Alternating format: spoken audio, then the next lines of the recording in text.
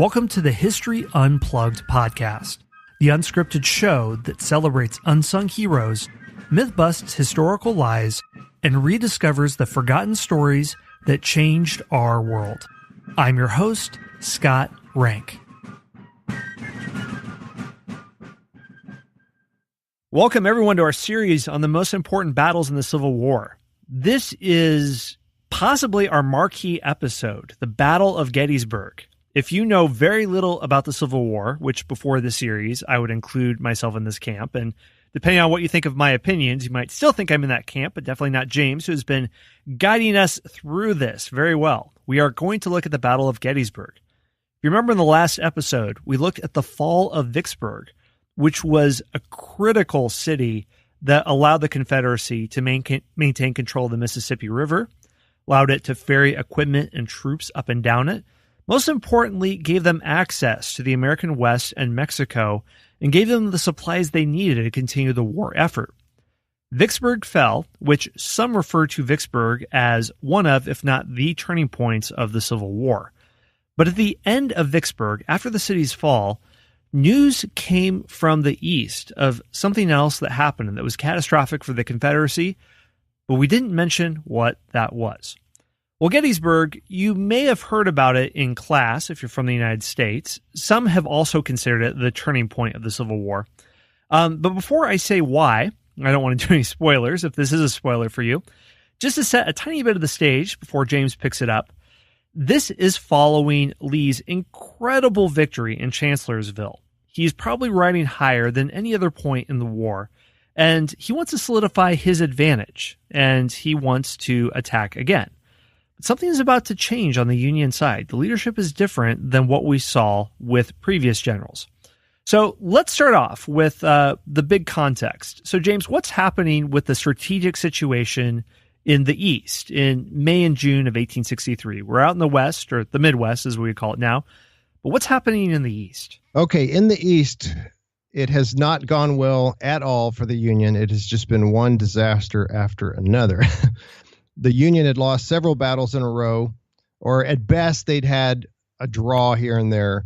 But especially recently, we saw in December of 1862 an absolute Union disaster in the Battle of Fredericksburg. And then we saw another Union disaster at the Battle of Chancellorsville, which was in May of 1863. Lincoln could not find an army commander that he could trust. He just kept going through them. We started, just to refresh everybody's memory on our commanders, we started with Irvin McDowell. He lost at the first Battle of Bull Run, and he was swept aside. It was replaced by McClellan. McClellan just piddled and diddled and wasted time and was too cautious. He had he attempted the kind of a sideways movement toward Richmond in the Peninsula campaign, but that ended up being an overall Union failure. And then Lincoln went to another general named John Pope, who promptly lost the second Battle of Bull Run, and so he was sent away to fight Indians in the West. Then McClellan was given the mantle once again, and McClellan chased Lee into Maryland and didn't lose the Battle of Antietam. It certainly wasn't a Union loss, but it wasn't a smashing victory like it should have been, because we talked about how McClellan had found a copy of Lee's orders. It should have been a Union victory, and they had a chance to cut them off. But, of course, McClellan failed on that. Finally, McClellan was fired. He was replaced by Ambrose Burnside, who, despite having great facial hair, was not a good commander in any form or fashion. He lost at Fredericksburg. By that time, Lincoln decided on a one-strike-you're-out policy. So he was sent packing and replaced by Joseph Hooker, Fighting Joe, who was supposed to be so tough, but he lost his nerve and got outfoxed by Lee and Jackson. So Hooker now has been replaced also. We're going to try somebody else. We'll talk about who that man was in just a minute, but I want to talk a little bit about the political situation.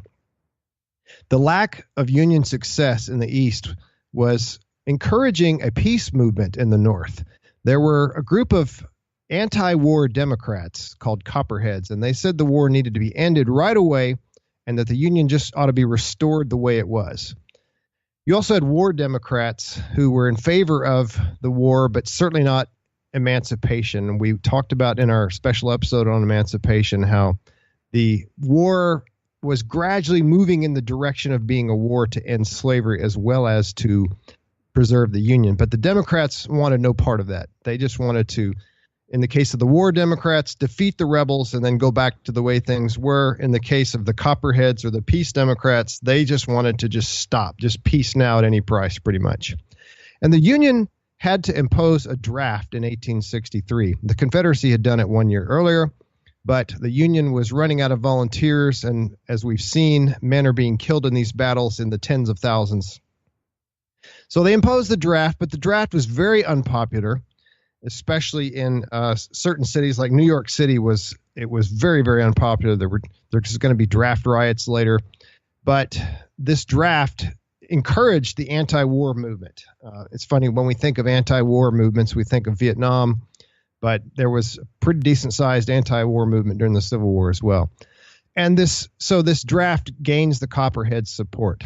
So those are some Union problems. Now let's turn it on its head and let's look at Confederate opportunities.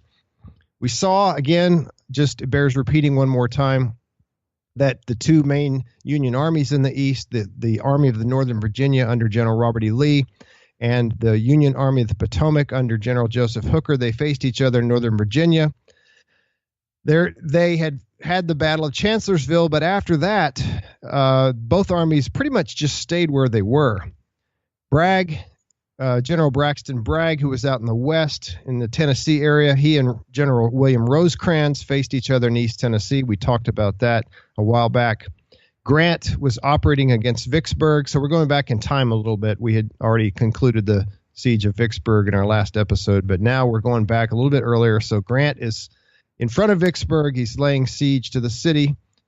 Now, some Confederate leaders, including Jefferson Davis, believed Virginia was not all that important. They felt Lee should send part of his army to the west to reinforce Bragg and or Pemberton, who was the commander at Vicksburg. But Lee would have no part of it. He wanted to keep his whole army. He did not want to send anybody west.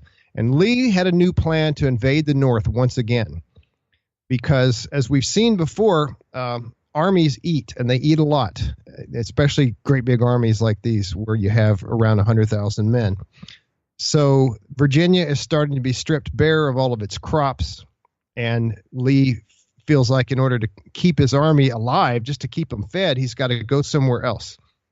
So he's going to try to repeat what he had done more or less a year before, and he thought if he could go into the North, he would strengthen the peace movement, and maybe we could get enough, anti-war sentiment built up to where Lincoln might be defeated in 1864 and a Democrat would come into office who would negotiate a peace and allow the Confederacy to exist. Everybody knew Lincoln was not about to do that. So Lee's going to go north again, and he feels like if he could do a successful invasion, it might still lead to British or French recognition of the Confederacy. We saw that after the Emancipation Proclamation was issued, this made it really, really hard for Britain or France to come in on the side of the South. But Lee thought, well, maybe they will anyway. Maybe if they see that the South is for real, the Confederacy has a real army that can not just defeat invading Union armies, but can also take the war, go on the offensive, take it in the North, then maybe they'll say, yeah, these guys are for real and they'll recognize us. So that's what we're looking at. Right, and it's not as cockamamie a plan as people might think now. In some ways, the battles that you mentioned earlier in Chancellorsville and Fredericksburg, it represents maybe the best of Lee, a aggressive commander who can take advantage of a much slower opponent, outmaneuver him and outflank him, and concentrate forces in Virginia and push upward. Some argue that Gettysburg is almost the worst of Lee, where he, to the complete just disinterest of any other location, he focuses on Virginia and doesn't send troops elsewhere. And we mentioned at the very beginning of the series that for the Confederates, yes, they were always outnumbered, but many themselves believe that they maybe could have the same stroke of fortune as the American revolutionaries to be able to defeat a technically and numerically superior foe on their home turf through enough grit and determination. And this is probably one of the high points of how Lee considers himself and how others consider him with the Confederacy, and they're swelling with pride, Perhaps this leads to some of the overconfident steps we'll see later, like Pickett's charge.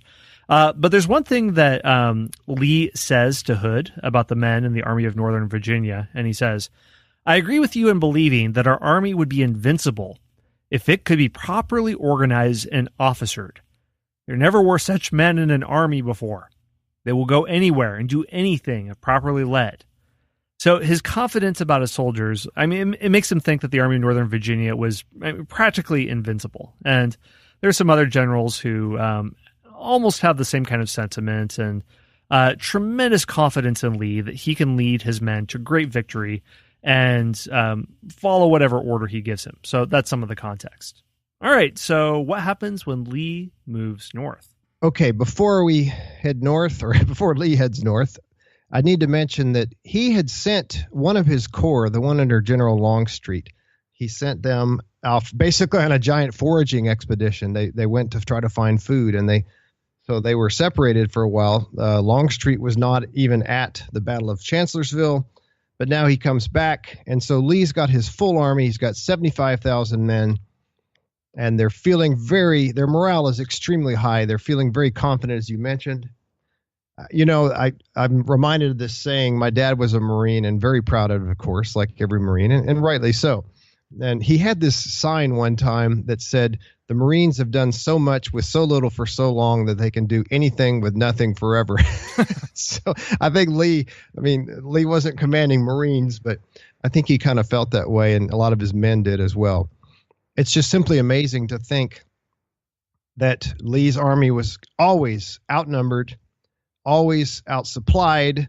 The other army was fed better. They had better clothing. They had better shoes. They had better equipment.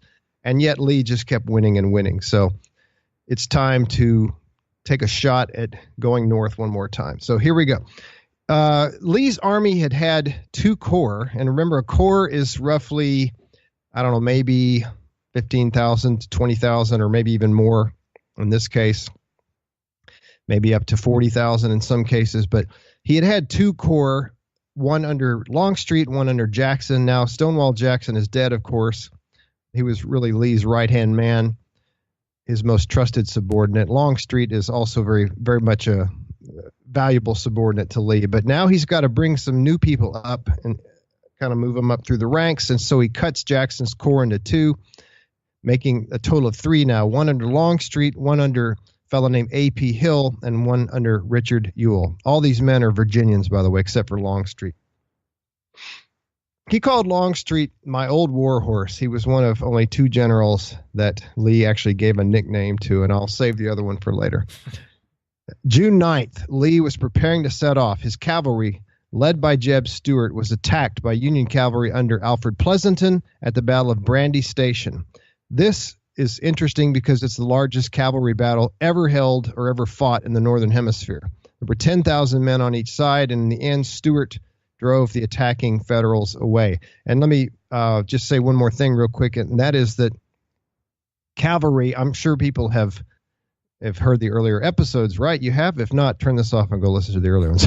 But just in case you haven't, you're joining us for the first time, cavalry was basically the equivalent of the military intelligence back in the days. They were, I'm not going to say spies. They weren't spies, but they were the reconnaissance. Right, they were what you had in lieu of air surveillance, and certainly not satellites. That was the best way. Cavalry was the best way for a commander to be informed of his enemy's numbers and his layout, his disposition, where everybody was stationed, and even things like who was in command of which group, which is very important information to have. Lee would base his attacks on who was in command. If, let's say, on the right side of the Union line had a weak commander, he would hit them instead of the other side, which maybe had a stronger one. And this is an interesting point because you actually see the Union, maybe for the first time, they initiate and sustain credible offensive, and they locate the position of the Army of Northern Virginia. And I know you'll talk about Stuart more. He's quite a character, but this sort of being caught off guard could very well cause him to initiate an action that leads to a definite lack of intelligence on the part of the Confederacy, because, like you said, they're the reconnaissance or the intelligence group. But one more question for you, James, before you move forward. Now, sure. For people who haven't been in the military,